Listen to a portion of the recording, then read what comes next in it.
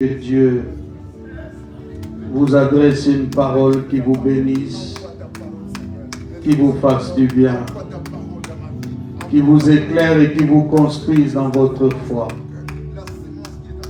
Il est écrit dans leur détresse, ils crièrent à l'Éternel. L'Éternel envoya sa parole et sa parole les guérit.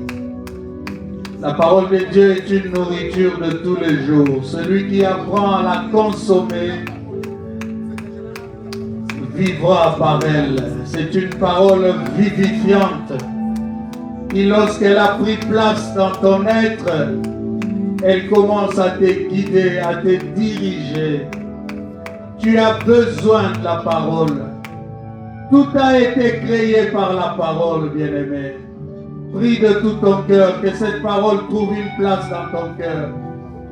J'ai besoin de gens qui viennent chercher la face de Dieu, qui viennent prier, qui viennent élever les seigneurs en ces lieux. Oh Jésus, merci pour ta présence et pour ta parole. Au nom de Jésus-Christ de Nazareth. Je t'invite à prendre ta Bible dans le livre de Job au chapitre 1. Job chapitre 1. Nous allons lire le 12 premiers versets de Job chapitre 1. Cet après-midi, je veux parler de ceci. L'objectif du diable, c'est de te faire changer d'avis sur Dieu. L'objectif du diable, c'est de te faire changer d'avis sur Dieu. Job chapitre 1, du premier verset au 12e verset.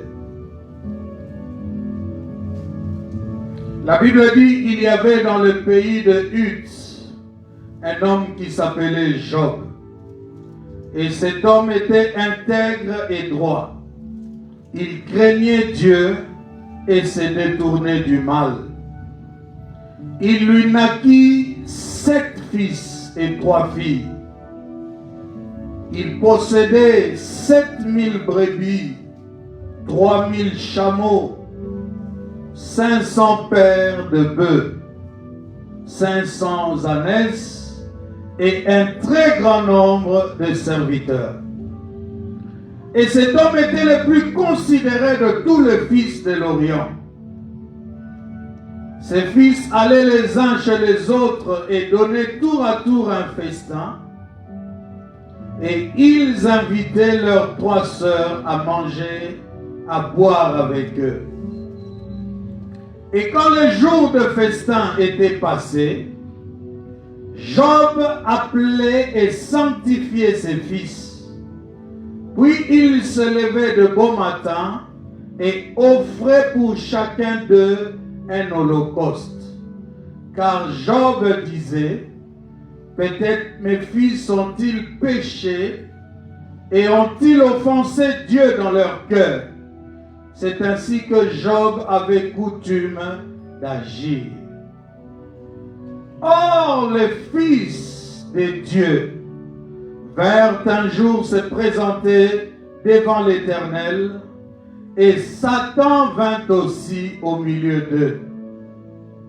L'Éternel dit à Satan, « D'où viens-tu » Satan répondit à l'Éternel de parcourir la terre et de m'y promener. L'Éternel dit à Satan, « As-tu remarqué mon serviteur Job? Il n'y a personne comme lui sur la terre. C'est un homme intègre et droit, craignant Dieu et se détournant du mal. » Satan répondit à l'Éternel, « Est-ce d'une manière désintéressée que Job craint Dieu? Ne l'as-tu pas protégé, lui, sa maison et tout ce qui est à lui? Tu as béni l'œuvre de ses mains, et ses troupeaux couvrent le pays. Mais étends ta main, touche à tout ce qui lui appartient, et je suis sûr qu'il te maudit en face. » L'Éternel dit à Satan, voici tout ce qui lui appartient, je te le livre. Seulement, ne porte pas la main sur lui. Et Satan se retira de devant la face de l'Éternel. Je relis le 12e verset qui clôture ma lecture. L'Éternel dit à Satan, voici tout ce qui lui appartient, je te le livre. Seulement ne porte pas la main sur lui. Et Satan se retira de devant la face de l'Éternel. Mettez-vous, que Dieu vous bénisse. Avant même que je n'aille plus loin, j'aimerais vous faire remarquer quelque chose dans le verset 12. Alléluia. C'est que Dieu s'octroie le droit ou le pouvoir d'ordonner au diable ce qu'il peut faire et ce qu'il ne peut pas faire. Est-ce que quelqu'un est avec moi? J'ai reçu le mandat de prêcher la parole de Dieu. Parmi mes pères, je suis l'un des meilleurs qui, lorsqu'il se lève pour parler de Dieu, arrive à convaincre les cœurs. J'ai le témoignage de plusieurs ministres de Dieu que véritablement la grâce de la parole est en nous. Et conscient de cela, bien-aimé, tous les jours je bénis le Seigneur. Alléluia. Parce que tout don parfait, toute grâce excellente descend d'en haut, de chez le Père des Lumières, en qui il n'y a ni ombre de variation, ni de changement. Dans le cœur de quelqu'un, que ce que Dieu a décidé que tu sois, aucune circonstance de la vie, aucun événement extérieur à la volonté de Dieu ne peut changer cela, bien-aimé. Alléluia. Ce que les hommes ne voient pas, Dieu le voit. Ce que les hommes ne peuvent pas faire pour toi, Dieu le fera pour toi. Job était un homme qui vivait au milieu de son peuple et de sa famille. Il ne pouvait même pas imaginer que là au ciel, là où il n'y a que des saints, là où il y a le Dieu tout-puissant, là où il y a celui qui a créé les cieux et la terre, on pouvait parler de lui. Qu'il pourrait y avoir une réunion où la personne centrale serait Job. Bien-aimé, c'est que ta vie, c'est ce que Dieu a décidé. Alléluia. Alors que les circonstances qui t'entourent ne t'embrouillent pas la tête. Parce que les circonstances sont aussi créées, alléluia, soit par Dieu, soit par l'ennemi de nos vies. Et ce jour, j'ai choisi de vous parler de cet ennemi, le diable, qui a un objectif de faire changer ta vie sur Dieu. Dans tout ce qu'il va créer autour de toi, dans tout ce qu'il va faire, il a un seul objectif. Que tu ne vois pas Dieu tel que tu devrais le voir. Que tu ne parles pas de Dieu tel que tu devrais parler de lui. Que tu ne crois pas en Dieu tel que tu devrais croire en Dieu. Mais Dieu, entre-temps, Dieu, alléluia, son amour pour nous reste parfait. Son amour pour nous reste complet, bien-aimé. Il nous a aimés d'un amour que nul autre ne pouvait nous donner. Aucun parent ne peut arriver à cette dimension d'amour même pour ses enfants. La Bible dit, à peine mourrait-on pour un homme de bien. Lui, il est mort pour des infidèles. Alléluia. Ça veut dire que si c'est mon fils, je peux aller jusqu'à risquer ma vie pour lui. Certes, mais c'est parce que c'est mon fils. Lui, il est mort pour des infidèles. Des gens qui lui tournaient le dos. Des gens qui ne le reconnaissaient pas, qui ne croyaient pas en lui. Qui l'avaient totalement rejeté. Mais il est venu mourir à la croix pour ces gens-là. Bien-aimé, j'ai dit dans le verset 12, avant que je ne remonte, que Dieu donne au diable un ordre. Notre Dieu est plus puissant que notre ennemi. Il est celui qui lui donne des limites, bien-aimé. Il peut beau être diable, 1000 fois être diable, il ne pourra faire au-delà de ce que Dieu l'autorise de faire. Le Tout-Puissant, c'est notre Dieu. Le Créateur, c'est notre Dieu. Celui qui a toute vie dans sa main, c'est notre Dieu. Alors, peu importe ce qui m'arrive, je regarde à ces dieux-là. Je lève mes yeux vers la montagne, d'où me viendra le secours. Le secours me vient de l'Éternel qui a fait les cieux et la terre. Alléluia. Je suis ici en train d'essayer de dire à quelqu'un que c'est le diable bien-aimé qui est le seul ennemi de l'humain. Ton véritable ennemi, c'est lui. Alors, revenons au verset 6. Nous lisons ceci. Or, le Fils de Dieu vint un jour se présenter devant l'Éternel, et Satan vint aussi au milieu d'eux. Et Satan vint aussi au milieu d'eux. Je pose ici un principe très important.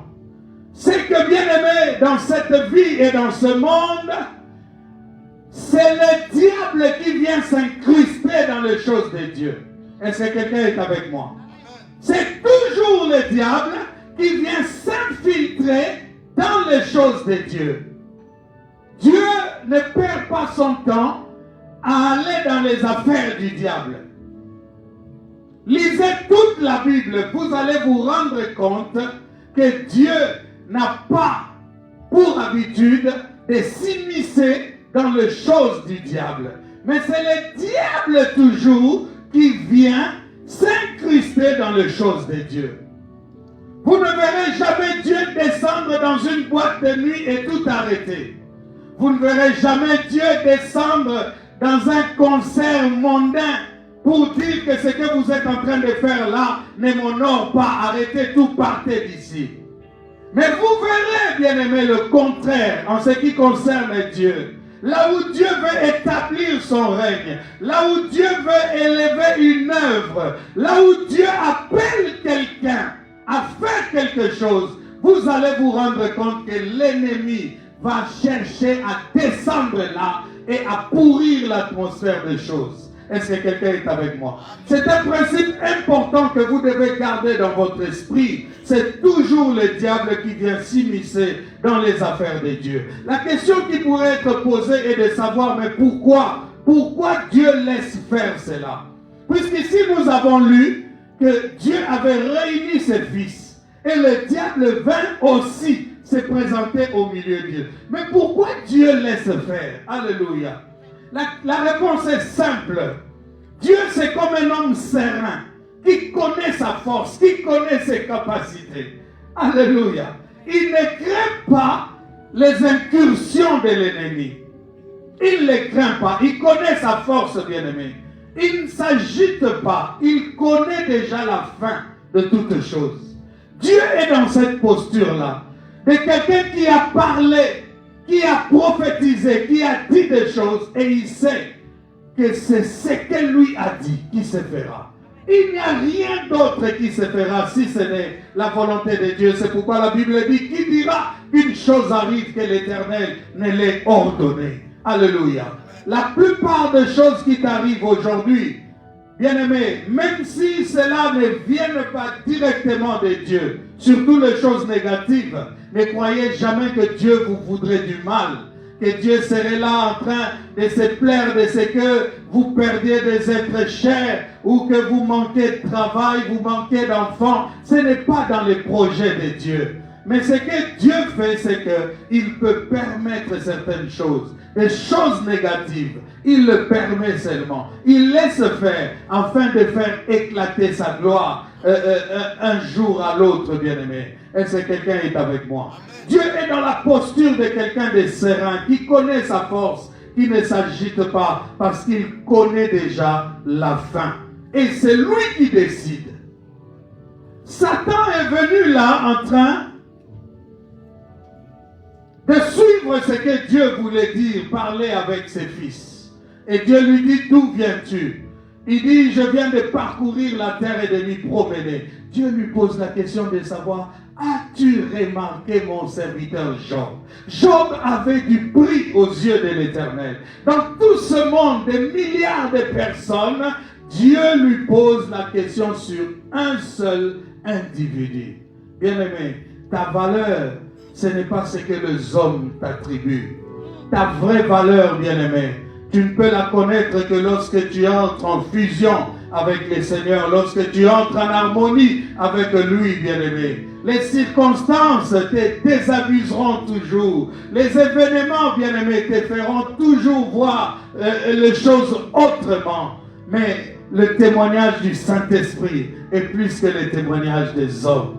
Il y a des hommes qui sont acclamés aujourd'hui sur terre, mais qui n'ont aucune porte ouverte au ciel. Est-ce que quelqu'un est avec moi? Mais il y a des gens qui paraissent rien au milieu des hommes, mais qui ont toute une grande place dans le cœur de leur Créateur bien-aimé.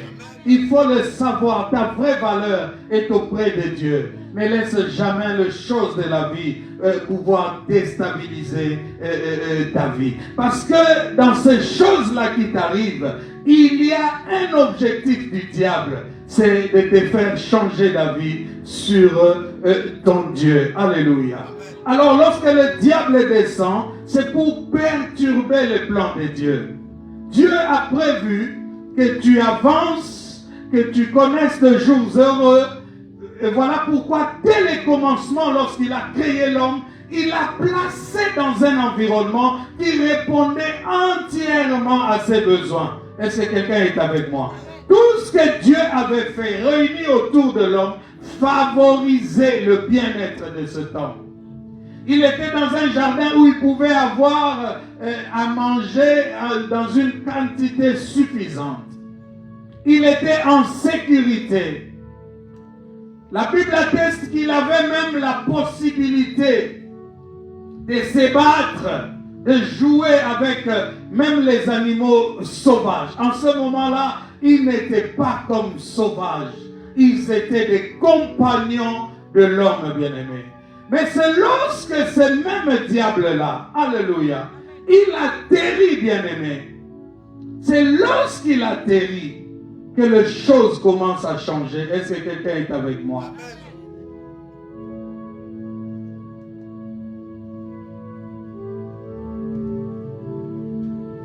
Vous allez vous rendre compte que Jésus, à chaque fois qu'il prenait autorité sur les esprits impurs, ces esprits impurs étaient en train de revendiquer comme un droit. Le droit, bien-aimé, de continuer à œuvrer sans que personne ne puisse les déranger. Nous allons lire cela pour une meilleure compréhension. Nous allons dans Marc chapitre 1er. Je suis dans Matthieu, nous pouvons commencer dans Matthieu chapitre 8, ensuite nous allons aller dans Marc. Matthieu chapitre 8, le verset 29.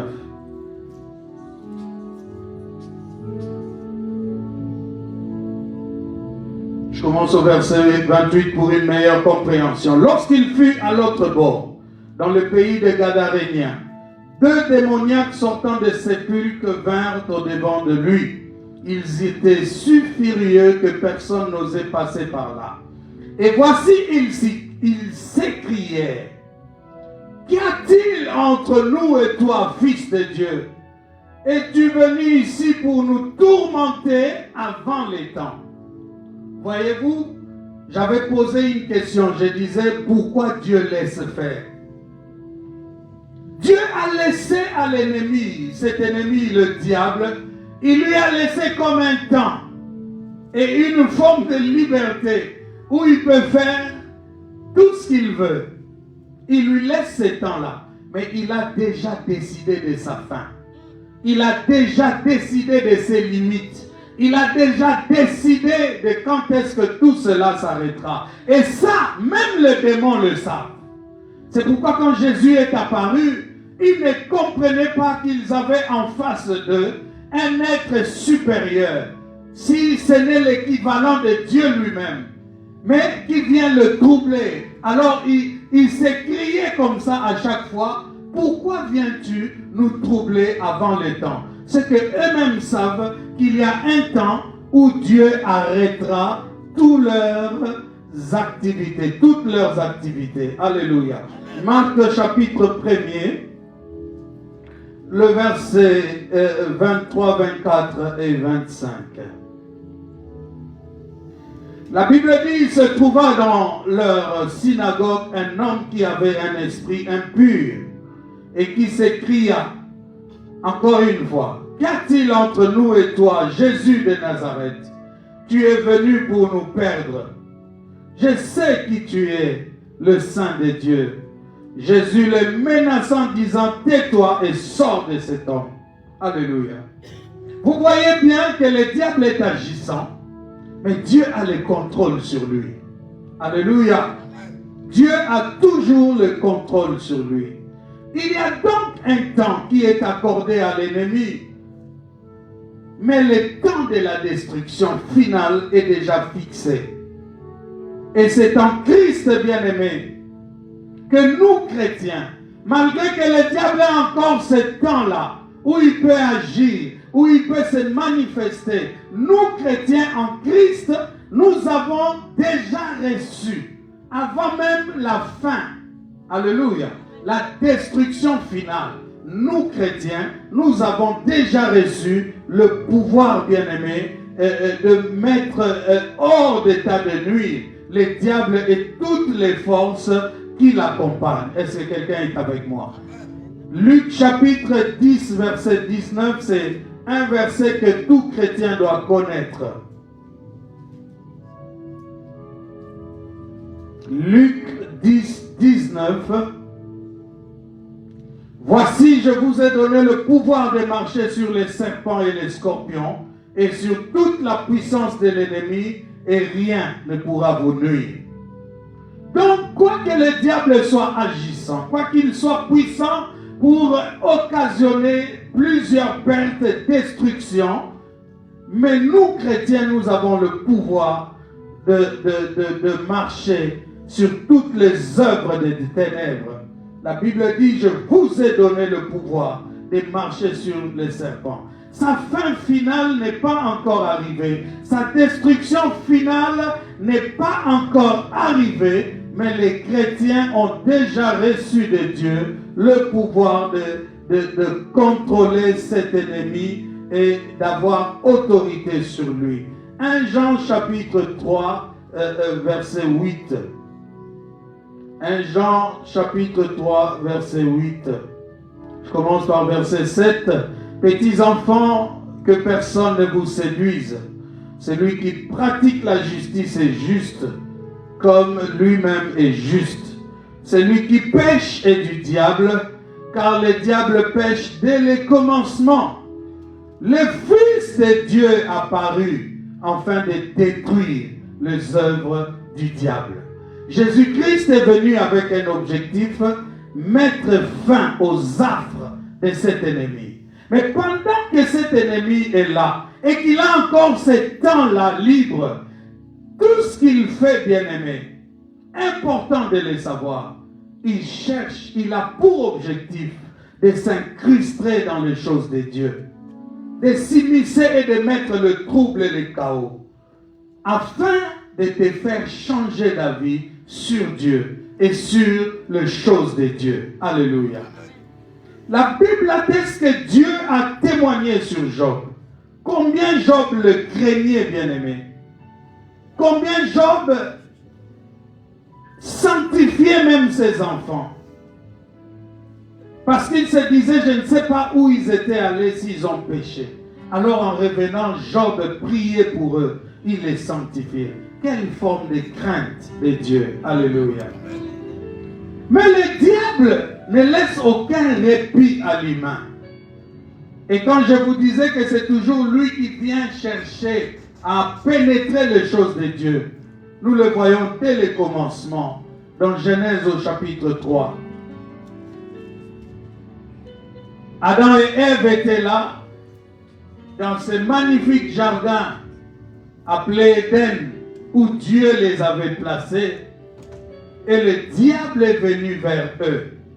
Est-ce que quelqu'un est avec moi? Bien-aimé, cette parole que je te prêche est plus importante que toutes les autres choses auxquelles tu peux penser pendant que tu es dans ces cultes. La parole de Dieu est vivante et efficace, plus tranchante qu'une épée quelconque à deux tranchants, pénétrante jusqu'à partager âme et esprit, jointure et moelle. La Bible dit qu'elle juge les pensées et les sentiments du cœur. C'est une parole qui peut t'orienter dans la vérité, afin que ton âme soit sauvée. Alors, en cet instant où tu l'écoutes, donne-moi toute ton attention.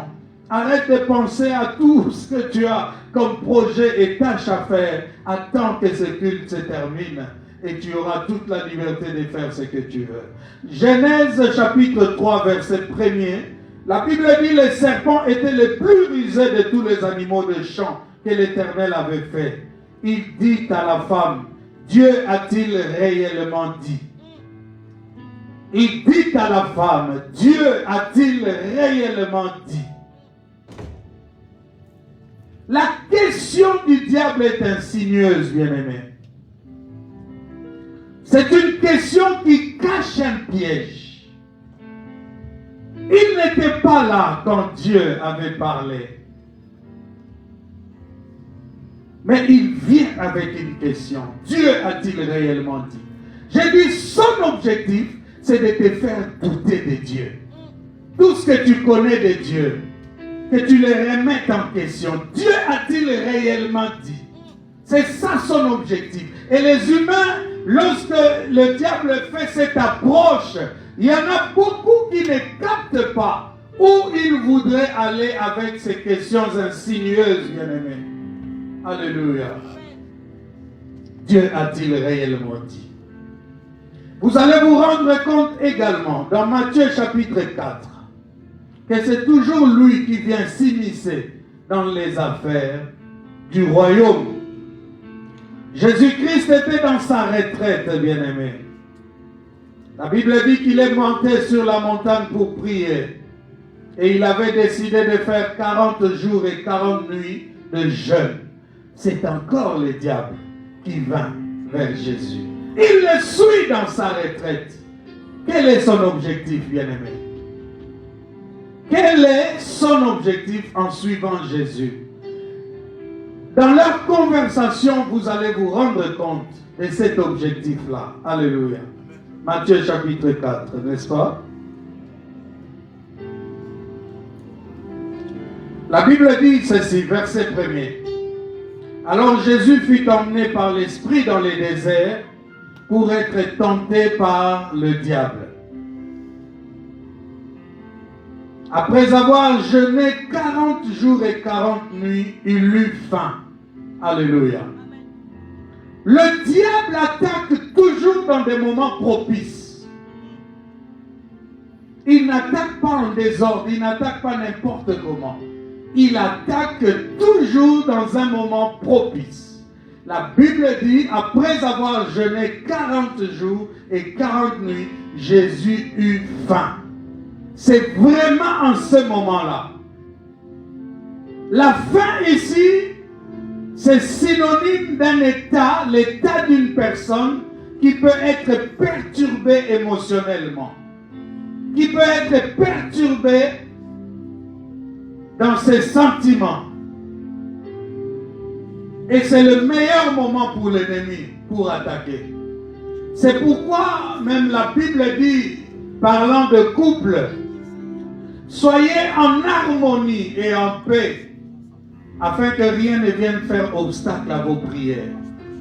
Ça veut dire que chez Dieu, lorsque vous êtes mari et femme, et que vous ne vous entendez pas, vos prières ne peuvent être exaucées. Lorsque vous n'avez pas cette paix, cette communion, vos prières, bien-aimés, ont un sérieux problème. Alléluia. Est-ce que quelqu'un est avec moi? Est-ce que quelqu'un est véritablement avec moi? C'est toujours lui, l'ennemi, qui vient s'incruster dans les choses de Dieu. Et il attaque toujours dans un moment propice. Quand il eut faim, l'ennemi s'est présenté. Parce qu'il sait que là, tu es déstabilisé. Alléluia. Lorsque tu as vu le médecin et que le médecin a posé un diagnostic déstabilisant, c'est là qu'il viendra pour te dire, tu vois, toutes ces années que tu as faites dans l'église, tu vois aujourd'hui, tu as un cancer. Où est la puissance de la parole qu'on t'a toujours prêchée? C'est dans des moments comme ça où on est perturbé psychologiquement que l'ennemi vient t'attaquer. C'est pourquoi tout enfant de Dieu doit se fortifier dans la parole de Dieu. Et non vivre selon les sentiments et les émotions. Bien-aimé, si tu te laisses abuser par tout ce qui t'entoure, tu ne pourras tenir contre les attaques de l'ennemi. Parce qu'il viendra dans un moment où même toi-même, tu vas te rendre compte qu'ici, je suis totalement désarmé. Mais Dieu ne veut pas que nous soyons à la merci de l'ennemi. C'est pourquoi il nous envoie sa force. Il nous envoie sa parole. La Bible dit, ceux du peuple qui connaîtront leur Dieu agiront avec fermeté. Lorsqu'on agit avec fermeté, c'est parce qu'il y a des écueils, c'est parce qu'il y a des obstacles devant nous. Mais rien ne doit te perturber. Je vais y arriver. Analysons ce texte de Matthieu chapitre 4. Lorsqu'il eut faim, le diable vint se présenter. Et ici, la Bible l'appelle le tentateur. Dans mon livre, Metteur en scène, je l'ai dit, au chapitre 1er, tout le nom que nous connaissons du diable, c'est Dieu qui nous le révèle.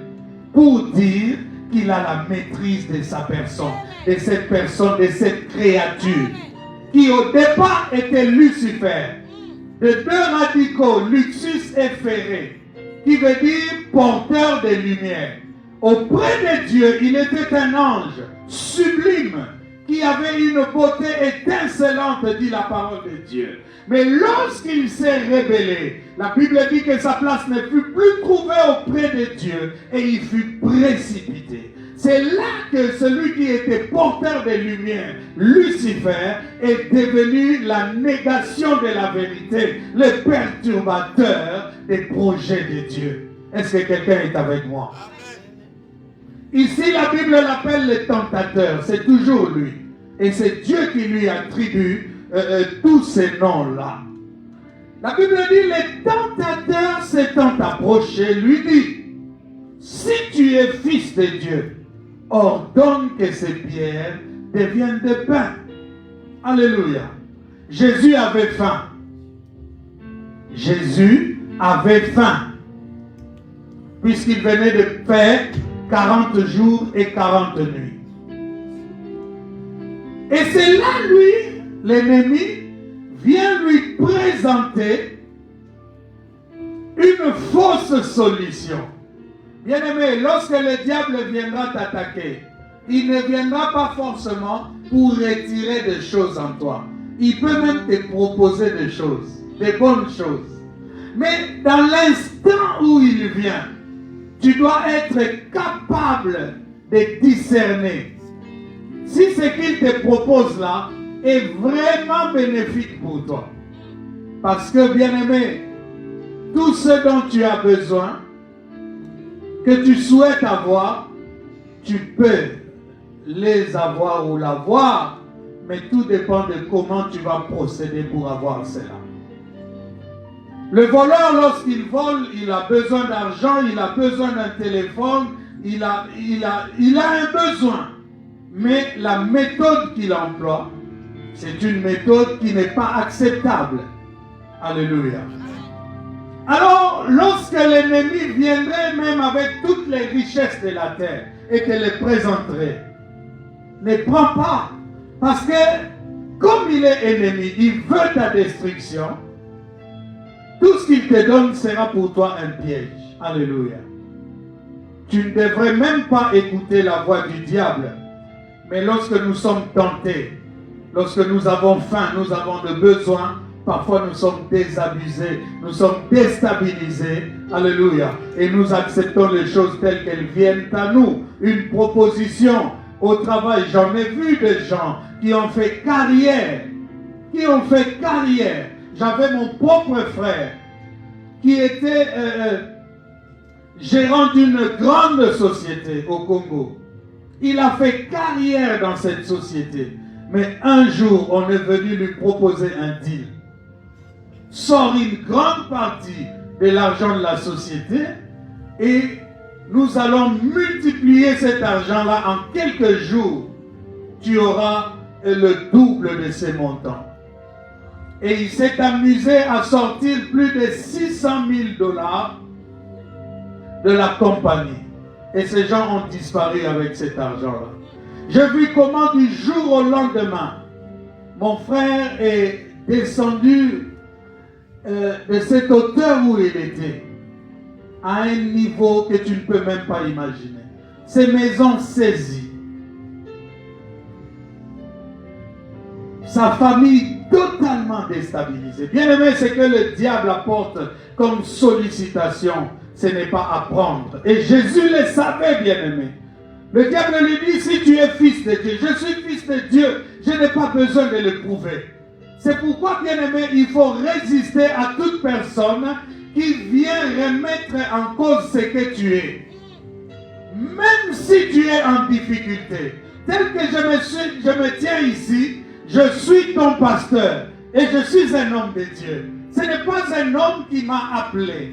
Si tu veux voir en moi un homme de Dieu, parce que j'ai rempli cette salle, si tu veux voir en moi un homme de Dieu, parce que j'ai beaucoup d'argent, si tu veux voir en moi un homme de Dieu, parce que j'ai la capacité de voyager dans le monde entier, et que je n'ai pas cela, alléluia, tu vas changer d'avis sur moi. Mais moi, je ne me laisserai pas entraîner par tes inepties, parce que ma vraie valeur, je l'avais dit en introduction, est auprès de Dieu. Alléluia. Ce que les hommes ne calculent pas, ce que les hommes trouvent faible, peut avoir une grande portée prophétique auprès de Dieu. Vous savez, bien aimé dans le Seigneur, Jésus-Christ, lorsqu'il s'est présenté dans la synagogue et dans les temples, il n'avait pas la même valeur que les pharisiens. Alléluia. Il n'avait pas la même valeur aux yeux du peuple. On les prenait pour un imposteur, un perturbateur, parce que les gens sont habitués dans leur liturgie, dans la manière dont les choses marchent. Et en ce temps où nous sommes au temps de la fin, bien-aimés. Les valeurs sont inversées. Regardez bien dans le monde. Le monde entier parle du domaine de la religion. Est-ce que quelqu'un est avec moi? Même les gouvernements, ils parlent en termes de religion. Nous avons les musulmans d'une part qui veulent conquérir le monde et asseoir leur pouvoir sur des territoires en installant la charia et toutes ces choses. La guerre du 3e millénaire sera une guerre, bien-aimée, dans le domaine des religions.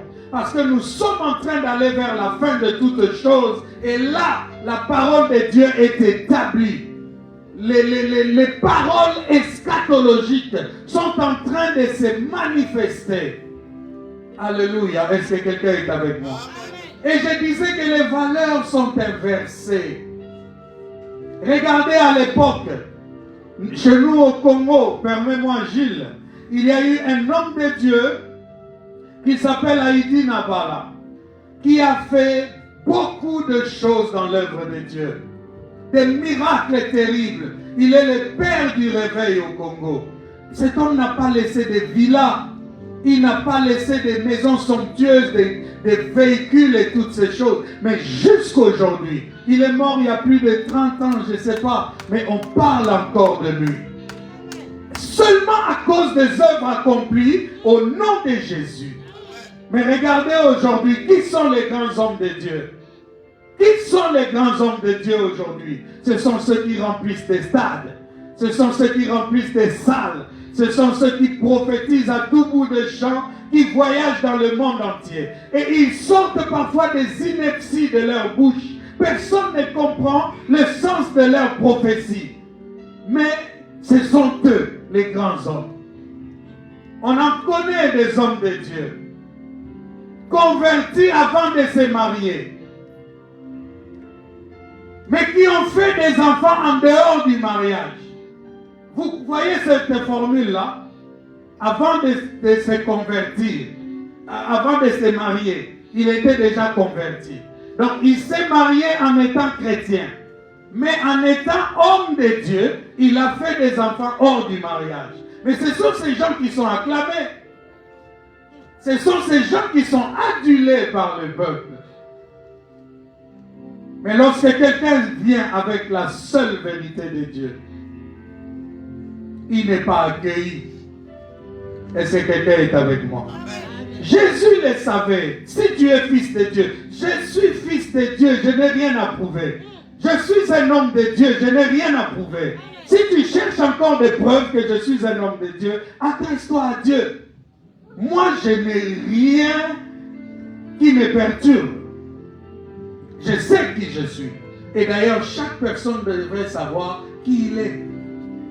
Parce que le Saint-Esprit lui-même rend témoignage à notre esprit que nous sommes enfants de Dieu. J'étais ici dans la salle, le Saint-Esprit me dit de sortir devant la salle. Je suis sorti devant. Je me demandais, mais qu'est-ce qui se passe? J'ai vu une femme monter les escaliers. Elle me dit, pasteur, gloire à Dieu. Je me disais que tu as déjà commencé ton culte, mais comment je pouvais te voir? Qu'est-ce qu'il y a, ma soeur? Non, pasteur, je ne prie pas dans votre église, je prie dans l'église qui vient avant vous. Mais je vous avais suivi pendant un programme sur Internet. Et le jour où je vous ai suivi, j'ai vu dans un songe que je suis venu dans votre bureau et que vous avez prié pour moi. Et depuis ce jour-là, je voyais beaucoup de signes dans ma vie. Le Seigneur m'avait mis à cœur de ne pas seulement m'arrêter à cette image-là, mais de venir vous donner une offrande.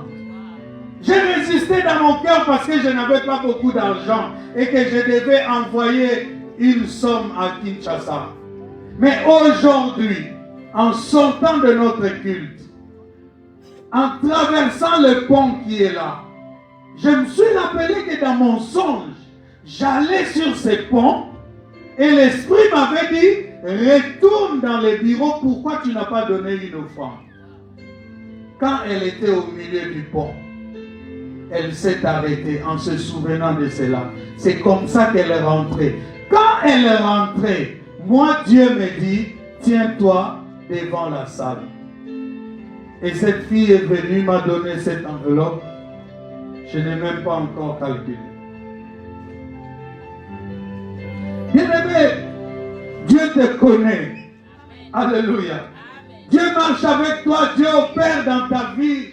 Il fait des choses formidables pour toi. Il suffit que tu croies en cela. Il suffit que tu commences à comprendre par quel chemin marche avec et Dieu marche avec toi. Que personne ne te fasse douter de qui tu es. Parce que c'est l'objectif de l'ennemi. Que toi-même, tu changes ta vie sur Dieu. Des signes comme ça, j'en ai par milliers. Chaque fois que le diable atteint mon esprit, où je vais flancher un peu, j'ai toujours un signe comme ça. Le Seigneur se révèle être le Dieu qui m'a appelé. Alléluia. C'est parce que le Dieu que nous servons sait que cet ennemi a cet objectif-là, de nous déstabiliser, de nous perturber, bien-aimés. Alors, il aura un échange ici avec le Seigneur. Jésus-Christ lui répondait à chaque fois, si tu es fils de Dieu, ordonne que ces pierres deviennent de pain. Jésus répondit, il est écrit, l'homme ne vivra pas de pain seulement, mais de toute parole qui sort de la bouche de Dieu. Tu vois, ici, c'est là où je t'ai expliqué. Tu peux être dans le besoin, tu peux avoir faim. Alléluia. Mais ce qu'on te propose comme solution n'est pas toujours à prendre. Alléluia. Tu peux être dans le besoin, ma soeur. Un homme se présente avec de l'argent. Il te dit, prends cet argent et fais ceci avec moi. Tu n'es pas obligé à cause de ce besoin de prendre cet argent, de compromettre ta foi. En refusant cela, le ciel providentiel va s'ouvrir pour toi. Il va te créer des chemins propres où tu n'auras même pas besoin de te compromettre. Est-ce que quelqu'un est avec moi? Jésus lui a dit, l'homme ne vivra pas que de pain. Certes, j'ai faim. Certes, j'ai des besoins. Alléluia. Et je n'ai pas besoin d'aller voir des féticheurs pour que mon ministère change, pour que les choses bougent dans ma vie. Alléluia. J'en ai pas besoin, bien-aimé. J'en ai pas besoin. Alors, à chaque fois, Jésus lui résistait comme ça. Le diable lui dit encore, la Bible dit qu'il le transporta dans la ville sainte, le plaça sur le haut du temple. Ici, nous sommes vraiment dans ce que je peux appeler une preuve ou une tentation, alléluia, de l'ordre spirituel. Le diable, lorsqu'il t'attaque dans les choses matérielles et qu'il ne peut pas t'avoir, il va t'attaquer dans les choses spirituelles. Moi, le diable sait que sur des questions d'argent, des choses matérielles, il le sait qu'il ne peut pas m'avoir. Mon cœur ne s'agite pas beaucoup pour ces choses-là. Pour ne pas dire qu'il ne s'agite pas. Je reste humble. Alléluia. Et il le sait. Là où il va vouloir me tenter, c'est peut-être dans les choses spirituelles. Et ici, la Bible dit une chose, il l'amène dans la ville sainte. C'est-à-dire qu'il sait ce que Jésus a comme image sur cette ville-là. Il sait que ici, le Seigneur, ici, c'est Jésus ici, va prendre au sérieux tout ce que je peux lui proposer. La Bible dit qu'il l'amena dans la ville sainte, les plaça sur le haut du temple. Non seulement ils étaient dans la ville sainte, mais ils sont venus sur le haut du temple. Et ils savaient que Jésus connaissait la valeur du temple.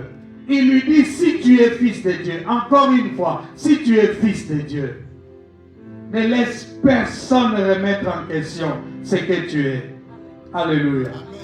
Ne fais jamais plaisir à celui qui remet en question qui tu es. Il lui dit, jette-toi en bas, car il est écrit, il donnera des ordres à ses anges à ton sujet et ils te porteront sur leurs mains. Il est véritablement écrit, alléluia, que le Seigneur ne laissera pas son oint heurter contre une pierre. C'est écrit. Encore une fois, je te dis, ce n'est pas parce que c'est écrit que c'est à prendre. Est-ce que quelqu'un est avec moi? Tu dois connaître l'ennemi qui t'attaque et qui te parle. Beaucoup de gens sont trompés parce que ils sont en contact avec des gens qui parlent de Jésus à longueur de journée. Ils se présentent comme des serviteurs. Ils ne parlent que de Jésus. Que voulez-vous? Les gens les prennent pour des serviteurs de Dieu. Puisqu'ils ne parlent que de Jésus. Et ils s'appellent prophètes. Les gens les prennent pour des hommes de Dieu. Mais dans ce qu'ils font comme travail, il y a le mensonge. Il n'y a pas l'esprit de vérité. Est-ce que quelqu'un est avec moi? C'est vraiment ici l'image typique de cette tentation spirituelle dont je parle.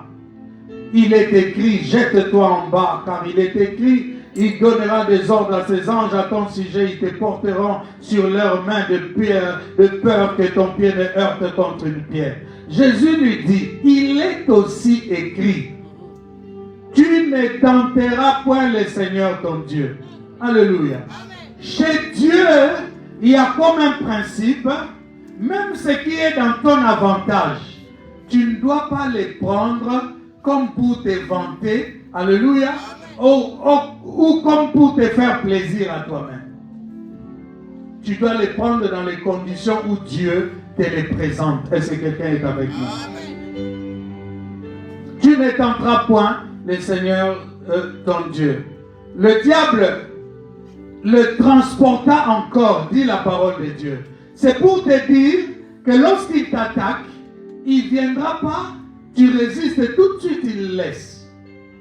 Il changera de méthode à chaque fois.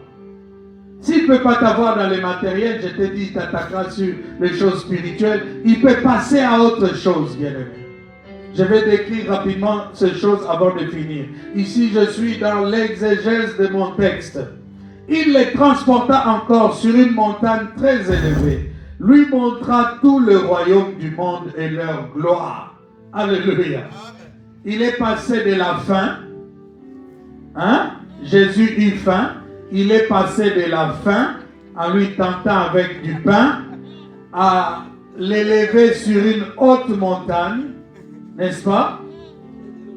Et de lui dire, aie la foi, jette-toi en bas, car il est écrit qu'il te prendra, il enverra des anges qui te prendront dans leurs ailes pour que tu ne tombes et ne te heurtes contre une pierre. Et ici, il l'amène au niveau où il vient lui présenter toute la gloire de la terre.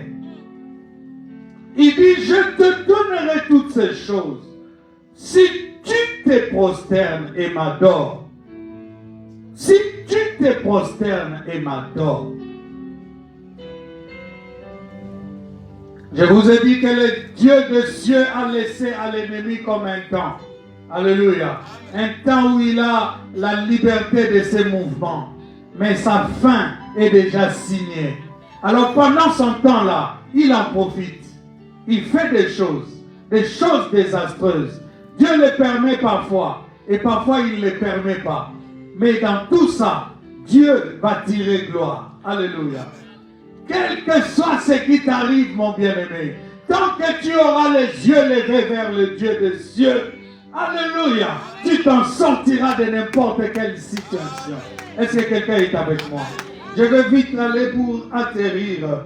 Alors, il lui présente tout ça, il lui dit, prosterne-toi et adore-moi, alors je vais te donner toutes ces choses. Dans le temps que Dieu a laissé au diable, il lui a aussi laissé le moyen de posséder les choses qui sont sur la terre, bien entendu. Il est écrit, bien-aimé, que le monde entier est sous la domination de l'ennemi. Il a effectivement des formes de richesses à donner. Il a des biens à distribuer, mais il n'a pas la bénédiction à donner. Or, la Bible dit c'est la bénédiction de l'Éternel qui enrichit et elle ne se fait suivre d'aucun chagrin.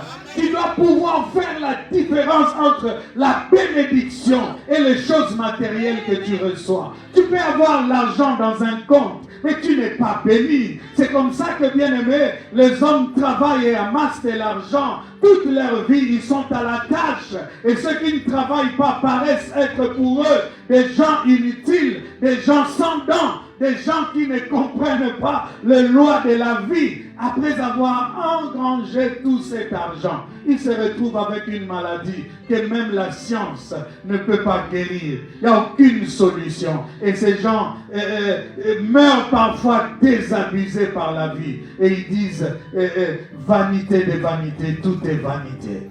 Mais celui qui n'a peut-être pas d'argent, mais qui a la bénédiction de l'Éternel, qui a l'opportunité d'écouter cette parole de vie, dans son lit de malade, et peut lever les yeux et dire à Dieu, quiconque invoquera le nom du Seigneur sera sauvé. Et tu vas voir cette personne malade, parfois sans le moyen d'aller à l'hôpital. Je suis dans un contexte de pays où il n'y a même pas de soins appropriés. Mais nous avons vu des guérisons, nous avons vu des miracles s'opérer par la simple foi des gens. Les gens ont remué les ciels. Les cieux s'est ouvert au-dessus d'eux. Et la gloire est descendue dans leur misère. Et tu vas voir une personne qui était presque déjà mourante, bien aimée, se relever et se redresser. Parce qu'il a eu foi en cette parole. Je vous ai toujours dit, un jour, j'étais au Congo, on m'appelle au téléphone par un pasteur qui était allé évangéliser. Il m'a dit, je suis devant une personne et on me dit que cette personne a fait 10 ans à la maison. Elle ne sort plus de sa maison. Jambes enflées, une plaie qui ne guérit pas depuis toutes ces années. Pasteur, je suis pasteur comme toi, mais je t'appelle parce que je crois au Dieu que tu sers. Et bien aimé, au téléphone, s'il vous plaît, j'ai prié. Et pendant que j'ai prié l'appel, avant de couper, il y avait du brouhaha dans les lieux où ils étaient. Ils parlaient, et ça je l'ai su après, que quand j'ai prié, cet homme-là qui ne se levait pas, s'est levé. Alléluia. A commencé à marcher dans sa petite case. Il est sorti dehors. C'était l'ébullition dans tout le quartier. Voyez-vous ce que la puissance de Dieu peut faire. Alléluia. J'ai connu des cas comme ça. Un jour, on est à l'église. On amène un homme. À le voir comme ça, tu te dis qu'il est mort. Puisqu'il est là couché. Ne bouge pas. Maigre comme ça. Avant même que je n'arrive à l'église, les enfants m'appellent pour me dire « Papa, aujourd'hui c'est chaud ici. On a amené un mort à l'église. » J'arrive, vous savez, nous, hommes de Dieu, parfois, on veut prouver qu'on a l'onction de Dieu. Je vais vers cet homme, le Saint-Esprit me dit « Non, commence ton service normalement. Commence ton service. » On commence la prière. C'était des journées de prière que j'organisais. On amenait des malades et il y avait des guérisons terribles. Je parle devant caméra. Tous mes pères, les hommes de Dieu, ils savent ce que je suis en train de dire. À un moment donné, au milieu de cette assemblée, la puissance de Dieu étant descendue. C'est lui qu'on voyait mort là. On n'a même pas prié pour lui. Il s'est levé. Et vous savez, les hommes sont bizarres. Hein? Après s'être levé là, il a commencé à marcher dans l'assemblée. Le quartier Salongo Alemba a bougé. Les gens criaient de partout. Et à la fin, quand on donnait les offrandes, le mort a sorti $20 de sa poche. Donc cet homme mourait avec son billet. Non, l'homme est terrible. L'homme est terrible. L'homme est terrible. Voyez-vous? Alors, ici, vous devez comprendre une chose. L'objectif du diable, c'est de te faire changer d'avis sur ton Dieu. Jésus répondait à l'ennemi en le laissant encore continuer avec ses manœuvres, de lui proposer encore des choses. Mais lorsqu'il est arrivé au point de lui dire « Prosterne-toi et adore-moi », Jésus, sachant que cela n'est possible à donner qu'à Dieu seul, Jésus change de posture. Il ne lui répond plus pour le laisser encore la possibilité de lui proposer quelque chose. Il lui répond ici de manière à les chasser loin de lui. Parce que la réponse qu'il lui donne repousse les vraies intentions de l'ennemi. Est-ce que quelqu'un est avec moi? Il lui dit ceci: tu adoreras le Seigneur ton Dieu, tu le serviras lui seul. Ici, il a compris qu'il n'y a aucune brèche. Il n'y a rien à négocier. Il n'y a pas de compromis. Il faut que tu arrives dans ta vie au point où même le diable sait qu'il n'y a pas de compromis, qu'il n'y a pas de brèche, il n'y a pas une toute petite porte à lui ouvrir. Désormais, dans ma famille, toutes les portes sont fermées à l'ennemi. Si nous sommes enfants de Dieu, chez nous, il n'y a pas d'ivresse. Chez nous, il n'y a pas de musique mondaine. Chez nous, il n'y a rien qui ouvre la porte à l'ennemi. Il faut qu'on arrive à ce niveau-là un jour où le diable sait que toutes les portes sont maintenant fermées. Est-ce que quelqu'un est avec moi?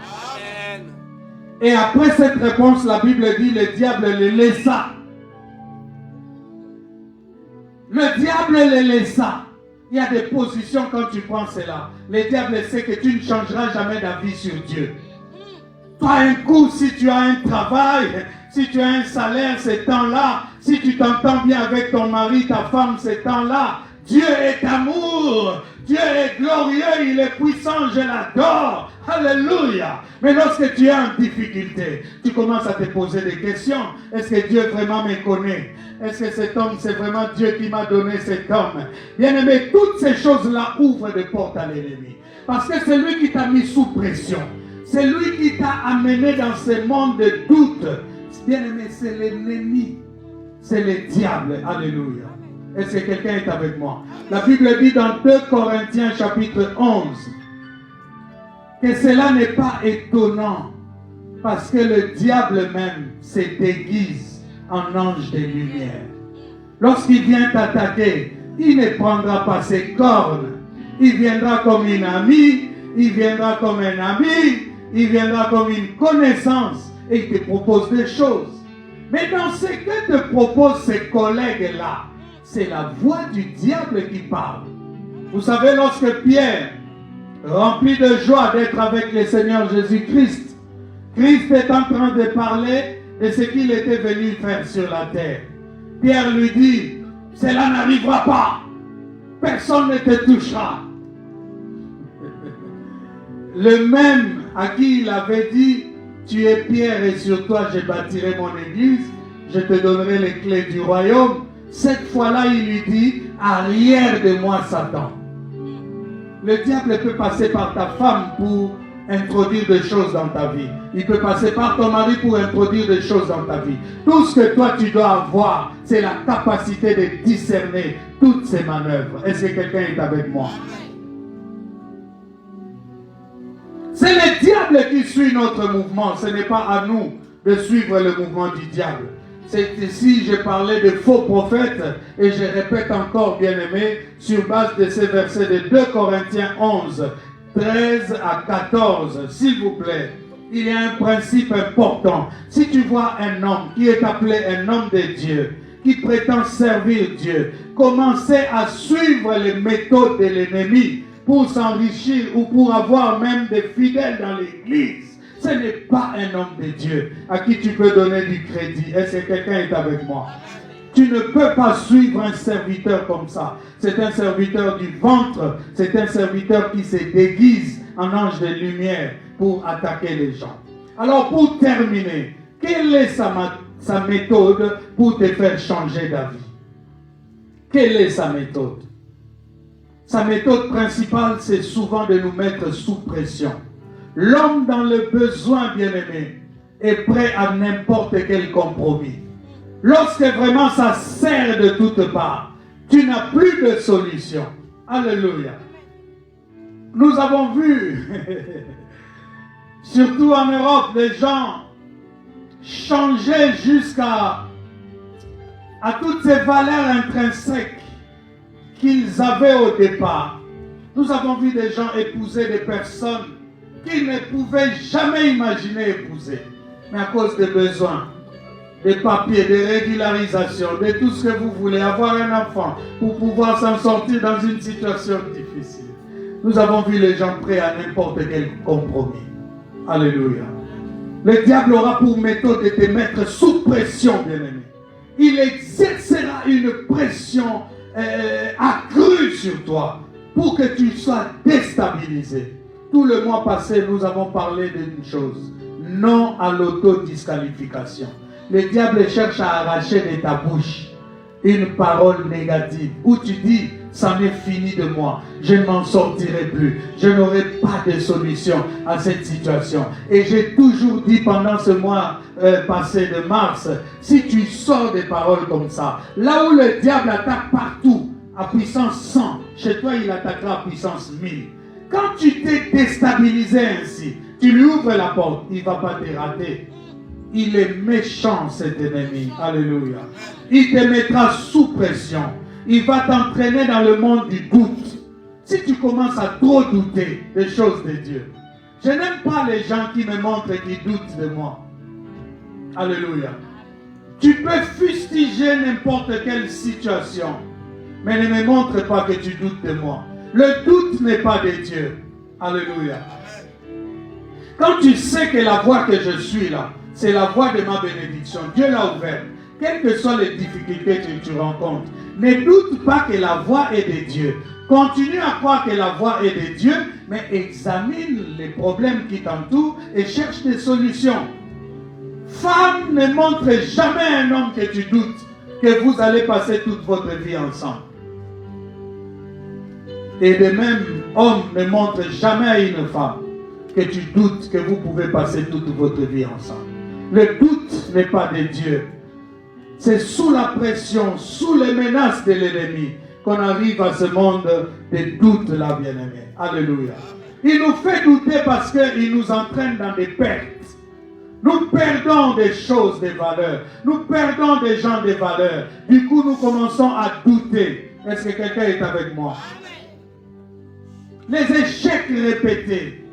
Quand tu as tout investi et tu avais en vue un résultat et qu'à la fin, tu n'as pas ce résultat. Tu recommences encore, tu te redonnes de la force, tu recommences encore. Mais là encore, tu te rends compte que tu es toujours dans l'échec. Alléluia. Tous ces mécanismes-là du diable peuvent t'amener à vraiment être déstabilisé et à changer d'avis sur Dieu. Est-ce que quelqu'un est avec moi? Les déceptions, les trahisons. Tu as fait confiance à des gens qui t'ont trahi. Tu avais donné tout ton cœur et tu as été déçu. Et il y a aussi la maladie qu'il ne faut pas ignorer. La maladie est déstabilisante, surtout à un certain âge, surtout après des années dans la foi. Quand quelqu'un tombe malade, bien-aimé, on est obligé de couper les jambes. On est obligé, bien-aimé. Tout ce que vous connaissez, je ne connais pas beaucoup les maladies parce que je ne souhaite jamais voir les maladies se manifester autour de moi. Toutes ces choses, les pertes, les échecs répétés, les déceptions, les trahisons, les maladies, peuvent t'entraîner dans un monde où tu deviens hésitant. Il y a des gens qui, avant de faire quelque chose, ils sont hésitants. Hésitants parce qu'ils ont tellement connu de choses qui les ont désabusés. Tu peux être dans un monde où tu recules. Vous savez, il y a des femmes, tu t'approches, tu lui dis, jeune dame, qu'est-ce que tu es belle. Tu sais ce qu'elle va te répondre? Elle va te répondre comme Anne avait répondu au sacrificateur. Le sacrificateur lui dit, à cette même période, l'année prochaine, tu auras un enfant. Comme elle a toujours été insultée par sa rivale, comme elle a toujours prié sans avoir de réponse, elle regarde le sacrificateur et lui dit, ne trompe pas ta servante. Jeune femme, qu'est-ce que tu es belle. Oh, tu mens. Parce que depuis son enfance, on ne fait que l'insulter. Et ça, c'était la méthode du diable pour te faire changer d'avis sur Dieu. David dit, je te bénis de ce que tu m'as fait une belle créature. Jusqu'à ta beauté, ça doit venir de tes convictions. En connaissant la parole de Dieu, en levant les yeux vers l'Éternel, tu sais que je suis une belle personne. Que personne ne te trompe. Le diable peut passer par quelqu'un pour te faire croire que tu es le pire des mauvais. Alléluia. Tu es vraiment celui qui échoue. Il peut passer par quelqu'un pour te faire croire ça. Bien-aimé, dans l'église, si je vois une seule personne s'ajouter au mois, je vois de nouvelles personnes venir, vous pouvez tout me dire. La grâce de Dieu est là. J'ai dit la grâce de Dieu est là. C'est lui qui attend des milliers. Qui l'attend des milliers? Moi, j'attends de voir la grâce de Dieu. Et c'est cette grâce qui amènera des foules. Alléluia. Plusieurs difficultés, je termine, t'inquiète pas, et dans 10 minutes, nous sommes partis. Plusieurs difficultés sont occasionnées par notre ennemi. Nous avons des familles divisées, des églises et des ministères séchés, totalement appauvris. Nous voyons des gens se demander, est-ce que Dieu nous a réellement appelés? Dieu est-il vrai dans ce que nous lisons dans la Bible? Toutes ces promesses s'accompliront-elles? Bien-aimé, je suis venu te dire, alléluia, il faut que tu gardes l'attitude de Jésus. Il avait faim, mais il n'a pas voulu transformer les pierres en pain pour faire plaisir à ce diable qui lui parlait. Alléluia. Il l'amène à sauter du haut du temple. Il n'a pas voulu sauter simplement parce que s'il le faisait, il faisait plaisir à ce diable-là. Bien-aimé, le temps est arrivé où nous ne devons plus faire plaisir à l'ennemi. Nous ne devons plus réagir par rapport à l'oppression qu'il exerce sur nous. Bien-aimé, tu imagines si un jour, Pénina pouvait sortir et trouver Anne, sans enfant, mais heureuse. Tu sais, quand tes ennemis ont travaillé pour que le matin, ils viennent te trouver en train de pleurer et qu'ils viennent et te trouvent en train de sourire. Oh, bien-aimé, tu n'as jamais vu des gens confondus à ce niveau-là. Il est temps que tu commences à sourire. Il est temps que tu retrouves ta jeunesse. Il est temps que tu retrouves ta beauté. Il est temps que tu retrouves la force, la joie de servir Dieu. Quand David dit je suis dans la joie, lorsqu'on me dit allons dans la maison du Seigneur, il n'avait pas forcément tout ce qu'il avait. Il voulait, bien-aimé. Il avait perdu des enfants. Il avait des problèmes, des guerres de part et d'autre. Mais il était toujours heureux dans la joie d'aller dans la présence de Dieu. Parce qu'il savait que tout ce qui m'arrive de négatif, c'est l'ennemi qui cherche à me faire changer d'avis sur mon Dieu. Alors lèvons-nous, bien-aimés, comme des soldats de Jésus-Christ. Contestons le diable, chassons-le de nos vies, prenons autorité sur lui. Et que, bien-aimés, tous ces mécanismes ne construisent pas en toi une ligne de pensée. Il y a des gens qui réfléchissent par rapport aux problèmes qu'ils ont subis dans leur vie. Dans 2 Corinthiens chapitre 10 verset 5, je vais le lire parce que c'est une parole puissante et c'est la parole avec laquelle nous achevons ce message de gloire. J'espère pour vous, bien-aimés, que vous serez ce peuple, alléluia, qui aime la véritable parole, qui ne va pas à l'église pour écouter des charlatans, qui vous parlent de choses qui plaisent à vos oreilles, pendant que, bien-aimés dans le Seigneur, ces choses n'ont aucune vie en elles-mêmes. Je suis en train de prononcer la parole de Dieu. La Bible dit ceci dans 2 Corinthiens chapitre 10, verset 5. La Bible dit, nous renversons le raisonnement et toute auteur qui s'élève contre la connaissance de Dieu et nous amenons toute pensée captive à l'obéissance de Christ. Il faut que, bien-aimés, toutes les pensées déstabilisantes, toutes les pensées, bien-aimés dans le Seigneur, qui dérangent ton fonctionnement, puissent être ramenés à l'obéissance de Jésus. Que tout genou fléchisse dans ta vie. Que la gloire de Dieu descende sur toi. Que la puissance de Dieu soit ta force et que personne n'arrive plus à te déstabiliser. Pénina peut parler du matin au soir. Tes ennemis peuvent faire des constats. Ils peuvent faire des rapports de ce qu'est ta vie. Mais toi-même, tu sais que le Seigneur est avec moi. Sa puissance est avec moi. Son autorité est avec moi. Et sa bénédiction est avec moi. Tu vas me faire plaisir, bien-aimé. Tu vas te lever pendant 1 minute.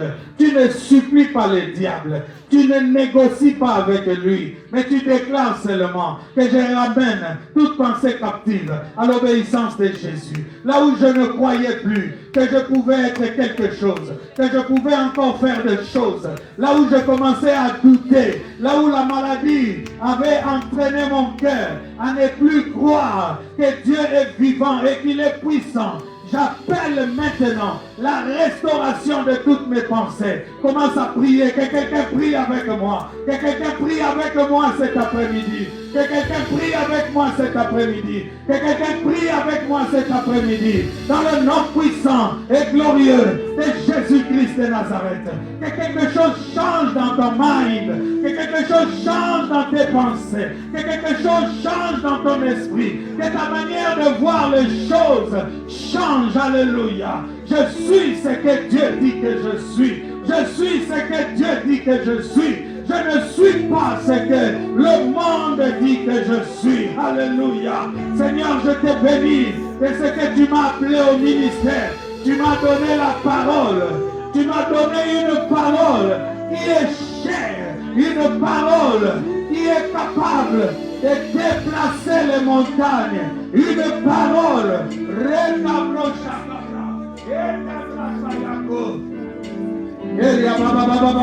Nous n'avons pas besoin de beaucoup de temps, bien-aimés. Monte en prière.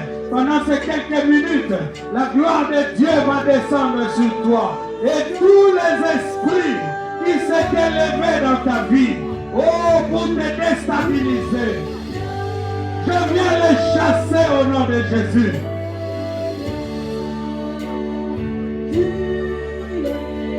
Digne de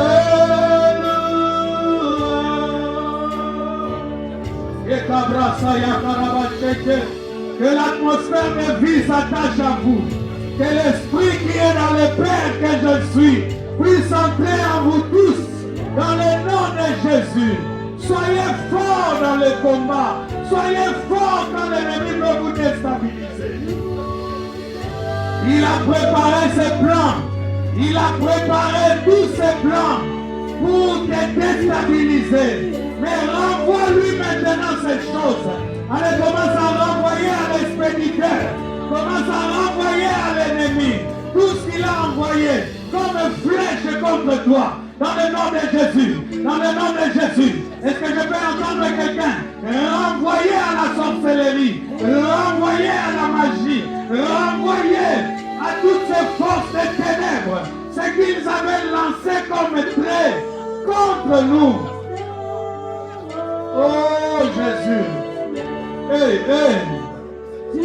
Tu es digne de nous.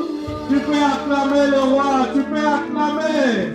Je demande à l'assemblée de Dieu, à ceux qui aiment Dieu, d'acclamer le roi des rois, d'acclamer le Seigneur des seigneurs, de pousser des cris de joie, comme les femmes de Mandaka savent le faire. Pousser des cris de joie en l'honneur de notre Dieu.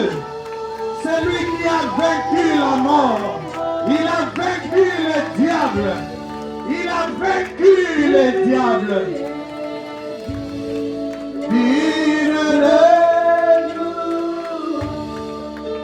Que Dieu soit béni. Bien-aimés, cette dernière semaine, disons la semaine qui vient ici, sera très importante pour deux de nos bien-aimés. Et j'aimerais beaucoup prier pour eux parce que la dernière ligne droite, le dernier virage est souvent truffé de beaucoup de problèmes. Alléluia. J'aimerais que le Seigneur les garde et les protège jusqu'à leur bénédiction. Je vais bénir un couple, c'est samedi 16 à Bobigny. Ils sont là, il y a messieurs Gilles Lemonet et Madame Clémence Mavungu. Je vais vous prier de venir vers moi et je vais prier pour cette dernière semaine. Tenez-vous devant moi, ensuite je vais vous présenter à l'église. Ils sont de notre bien-aimé. Vendredi, Gilles a accepté le Seigneur comme Seigneur et Sauveur. Maintenant, Jésus-Christ est dans sa vie. Alléluia. C'est une grande joie, l'église. Vous avez raison d'acclamer. Vous avez raison d'acclamer. Un autre fils est ajouté à la bergerie. Je prie pour vous parce que nous avons vu des gens avec des projets de mariage, mais n'est pas allé jusqu'au bout. Parce que dans le dernier virage, l'ennemi peut attaquer à outrance. Mais je sais que le travail que nous avons fait avec vous et la grâce de Dieu qui vous a toujours aimé est sur vous et que vous allez atteindre ce jour-là avec beaucoup de bonheur. Je prie au nom de Jésus-Christ de Nazareth que le pouvoir de Dieu soit maintenant sur les épaules de Gilles, afin qu'il conduise jusqu'à la fin ce projet en tant que chef de famille et qu'il réjouisse le cœur de sa femme par cette cérémonie de mariage que nous aurons à bénir et par toute l'organisation qu'il a mis en place. Je déstabilise le plan de l'ennemi. Je détruis le projet du diable et tout ce qu'il peut préparer en cette semaine. Des gens qui se désistent, des gens qui devaient être dans l'organisation qui tombent malades. Je ferme toutes ces portes-là. Je chasse l'ennemi de votre projet dans le nom de Jésus-Christ de Nazareth. Et je déclare que jusqu'à ce jour du 16, vous soyez en bonne santé et remplis de joie parce que vous accomplissez ce que déclare la parole de Dieu. Soyez bénis.